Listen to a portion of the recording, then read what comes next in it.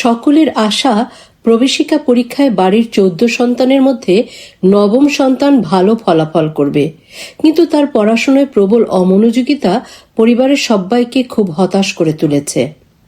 আর ছেলেটি তখন রামকৃষ্ণ আর বিবেকানন্দের বাণীকেই তাঁর জীবনের গুরুত্ব হিসেবে বেছে নিয়েছেন।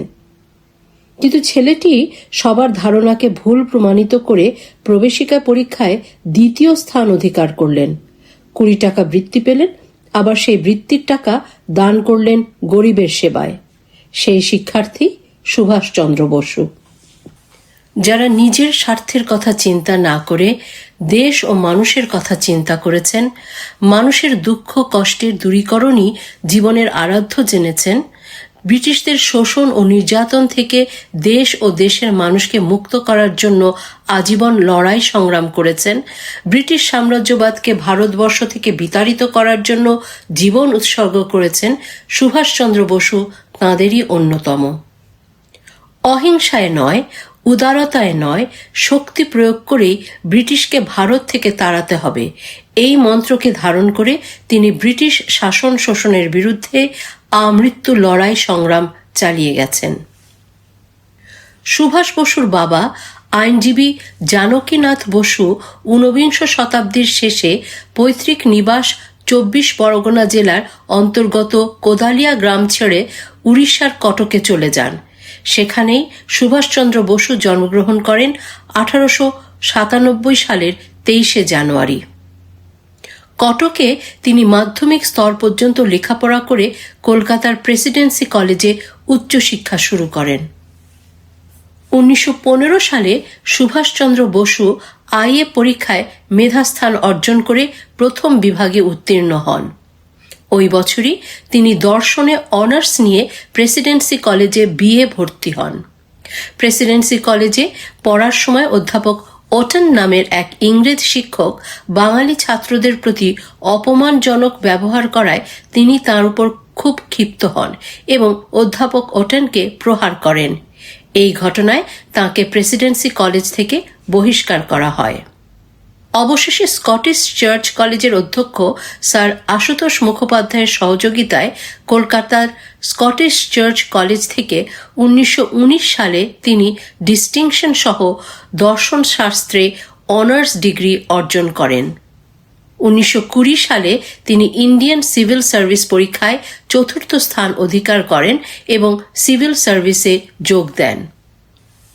1921 সালের এপ্রিল মাসে তিনি সরকারি চাকুরি ত্যাগ করে ভারতের জাতীয় কংগ্রেসে যোগদান করেন। 1921 সালের 10 ডিসেম্বর আইন অমান্য আন্দোলনের অভিযোগে প্রথমবারের মতো সুভাষচন্দ্র বসুকে ব্রিটিশ পুলিশ গ্রেফতার করে। গান্ধীজির সাথে সাক্ষাতের মধ্য দিয়ে তাঁর রাজনৈতিক জীবন শুরু হয়, কিন্তু গান্ধীজির অহিংস আন্দোলনের প্রতি তাঁর কোনো আগ্রহ ছিল না। তাই গান্ধীজিকে ছেড়ে তিনি চলে আসেন দেশবন্ধু চিত্তরঞ্জন দাসের সান্নিধ্যে এবং নিজেকে রাজনীতিতে আরও পরিপক্ক করে গড়ে তোলেন। সুভাষ বসু 1924 সালের এপ্রিল মাসে কলকাতা কর্পোরেশনের চিফ এক্সিকিউটিভ অফিসার নিযুক্ত হন। চিত্তরঞ্জন দাস তখন কলকাতা কর্পোরেশনের মেয়র ছিলেন। ওই বছর অক্টোবর মাসে সুভাষ বসুকে স্বদেশী বিপ্লবীদের সাথে সম্পর্ক থাকার অভিযোগে গ্রেফতার করা হয়। ব্রিটিশরা তাকে বার্মার কারাগারে পাঠিয়ে দেয়। 1925 সাল থেকে 1927 সাল পর্যন্ত তিনি মান্দালয় সহ বিভিন্ন কারাগার হয়ে 1927 সালে মুক্তি পান। 1928 সালে কলকাতায় সর্বভারতীয় কংগ্রেসের সাধারণ অধিবেশনে তিনি বেঙ্গল ভলেন্টিয়ার্স বাহিনী গড়ে তোলেন, যার চরিত্র ছিল সামরিক।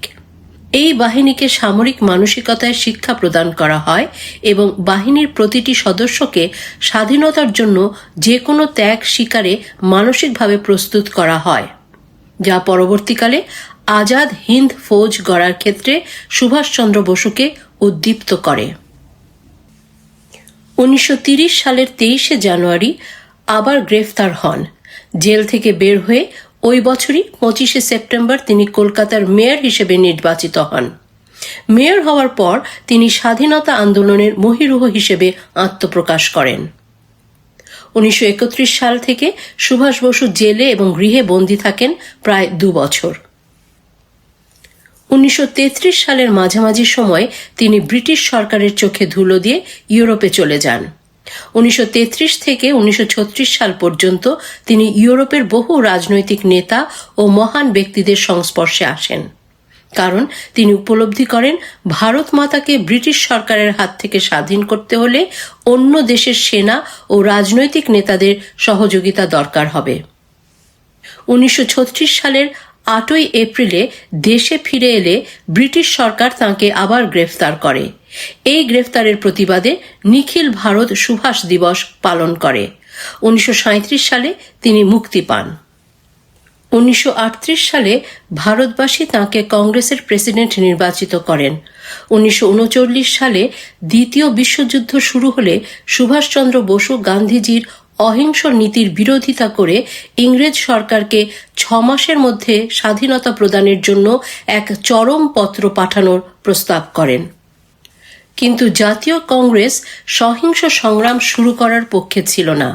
গান্ধীজি ওই বিপদের সময় ইংরেজ সরকারকে বিব্রত করতে চাননি। এই প্রশ্নে তীব্র মতবিরোধ দেখা দিলে সুভাষ বসু পদত্যাগ করতে বাধ্য হন এবং তিনি ফরওয়ার্ড ব্লক নামে আরেকটি দল গঠন করেন। কলকাতায় প্রবল জনমত সৃষ্টি করলে ইংরেজ সরকার ভীত হয়ে 1940 সালের 2রা জুলাই সুভাষ বসুকে গ্রেফতার করে এবং কলকাতা প্রেসিডেন্সি জেলে আটকে রাখে। পরে 1941 সালের জানুয়ারি মাসে গৃহবন্দী অবস্থায় থাকাকালে তিনি পলায়ন করে আফগানিস্তান হয়ে রাশিয়ার পথে যাত্রা করেন। সেখানে তিনি ভারতের স্বাধীনতার জন্য সোভিয়েত শক্তির সমর্থন চাইলে সোভিয়েত নেতা স্টালিন সে আবেদন প্রত্যাখ্যান করেন। দেশে ফিরে সুভাষ বসু সরকারি গোয়েন্দাদের নজরদারি এড়ানোর জন্য মৌনব্রত ও নির্জন বাসের ঘোষণা দেন।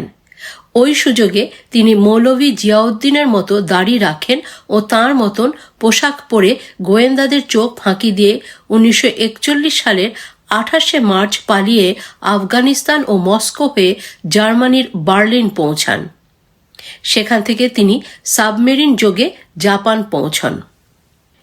এদিকে 1942 সালের মার্চ মাসে জাপানের রাজধানী টোকিওতে ভারতীয়দের একটি সম্মেলনে গঠিত হয় ইন্ডিয়ান ইন্ডিপেন্ডেন্স লীগ বা ভারতীয় স্বাধীনতা লীগ। 1942 সালে ব্যাংকক সম্মেলনে রাসবিহারী বসুকে লীগের সভাপতি নির্বাচিত করা হয় এবং আজাদ হিন্দ বাহিনী বা ইন্ডিয়ান রেভলিউশনারি আর্মি INA নামে একটি সামরিক বাহিনী গড়ে তোলার সিদ্ধান্ত নেওয়া হয়। জাপানিদের হাতে যুদ্ধবন্দী 40,000 ভারতীয় সেনা নিয়ে গড়ে ওঠে আজাদ হিন্দ ফৌজ। 1943 সালের জুলাইয়ে সিঙ্গাপুরে ভারতীয় স্বাধীনতা লীগের প্রধান নেতৃবৃন্দের মহাসভা অনুষ্ঠিত হয়। প্রেসিডেন্ট বিপ্লবী রাসবিহারী বসু দাঁড়িয়ে সভায় সুভাষচন্দ্র বসুকে পরিচয় করিয়ে দেন এবং শারীরিক অসুস্থতা এবং বার্ধক্যজনিত কারণে রাসবিহারী বসু লীগের নতুন প্রেসিডেন্ট হিসেবে সুভাষ বসুর নাম প্রস্তাব করেন। সভায় উপস্থিত নেতৃবৃন্দ এবং সদস্যবৃন্দ করতালি দিয়ে সুভাষ বসুকে স্বাগত জানান। রাসবিহারী বসু প্রবাসে ভারতীয় স্বাধীনতা আন্দোলনের দায়িত্ব নেয় সুভাষ বসুকে নেতাজি উপাধিতে ভূষিত করেন। এই মহাসভায় সুভাষচন্দ্র বসু 2 ঘণ্টা ব্যাপী এক জ্বালাময়ী বক্তৃতা দেন। সেখানেই তিনি শোনালেন সেই ঐতিহাসিক শব্দাবলী, আপোষে স্বাধীনতা আসবে না, আসতে পারে না। আমাদের দাবি স্বাধীনতার দাবি। রিক্ত আমি, সর্বহারা আমি, তোমাদের হয়তো আজ কিছুই দিতে পারবো না, তবে তোমরা আমাকে রক্ত দাও, আমি তোমাদের স্বাধীনতা দেব। সুভাষচন্দ্র 1943 সালের জুলাই মাসে সিঙ্গাপুরে আজাদ হিন্দ ফৌজের ভার গ্রহণ করেন। বাহিনী সুভাষচন্দ্রকে অভিবাদন জানায় নেতাজি নামে। সিঙ্গাপুরে 1943 সালের 21 অক্টোবর নেতাজি আরজি হুকুমতে আজাদ হিন্দ বা অস্থায়ী আজাদ হিন্দ সরকার প্রতিষ্ঠা করেন। 1944 সালের 21 মার্চ আজাদ হিন্দ ফৌজ ভারতভূমির মণিপুরে প্রবেশ করে। ইম্ফল ও কোহিমায় আজাদ হিন্দের পতাকা উত্তোলিত হয়।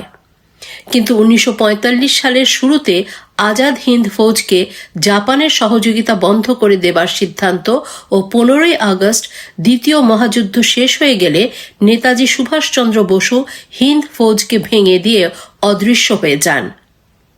পৃথিবীব্যাপী তন্ন তন্ন করে খুঁজতে থাকে ব্রিটিশ সরকার। দ্বিতীয় বিশ্বযুদ্ধ শেষে নেতাজি সুভাষচন্দ্র বসু সিঙ্গাপুর থেকে ব্যাংকক হয়ে সাইগনে পৌঁছেছিলেন। অনেক চেষ্টার পরে একটা জাপানি বোমারু বিমানে জায়গা পেয়েছিলেন তিনি। বিমান ঘাঁটিতে তাকে বিদায় জানাতে আসা আজাদ হিন্দ ফৌজের সহকর্মীদের জয় হিন্দ বলে অভিবাদন জানাবার মধ্য দিয়ে বিমানের সিঁড়িগুলো বেয়ে উপরে উঠে গেলেন নেতাজি। সঙ্গে তার এডিসি কর্নেল হাবিবুর রহমানও বিমানে উঠলেন। কথিত আছে বিমানটিতে ক্রু সহ 14 জন ছিলেন। পাইলটের ঠিক পেছনেই নেতাজি বসেছিলেন। নেতাজির পেছনেই ছিলেন কর্নেল হাবিবুর। বিমানে চড়ার পর জাপানিরা নেতাজিকে সহ পাইলটের আসনে বসার অনুরোধ করলেও সেই অনুরোধ তিনি বিনম্রভাবে ফিরিয়ে দিলেন। দুপুর 2:35 বোমারু বিমানটি রানওয়ে ছেড়ে আকাশে উড়েছিল। ধারণা করা হয় সে দিনটি ছিল 1945 সালের 19 আগস্ট। কিন্তু অজ্ঞাত স্থানের উদ্দেশ্যে যাবার পথে ফরমোজা, যা বর্তমানে তাইওয়ানের আকাশে, এই বিমান দুর্ঘটনায় নিহত হন নেতাজি সুভাষচন্দ্র বসু। তবে তাঁর মৃত্যুর সঠিক তারিখ, স্থান ও কারণ সম্পর্কে এখনো বিতর্ক রয়েছে। তাঁর দেহাবশেষ উদ্ধার করা সম্ভব হয়নি।